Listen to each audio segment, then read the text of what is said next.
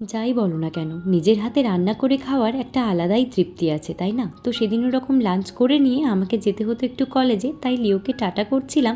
আর এদিকে ও কেমনভাবে একটা তাকিয়েছিল, যেতেই ইচ্ছে করছিল না, কিন্তু যেতে তো হতোই, আর দেরি হয়ে গেছিলো তাই বরই ছেড়ে দিয়ে এসেছিল। আর এদিকে আমার বান্ধবী ললিতা কোনো কাজ না পাওয়ায় আমার হাতে দেখি কিছু কারুকার্য করেছে, যদিও ভালোই লাগছিল দেখতে। তো তারপর আমরা একটু টিফিন টাইমে চলে গিয়েছিলাম বাইরে খাওয়া দাওয়া করতে।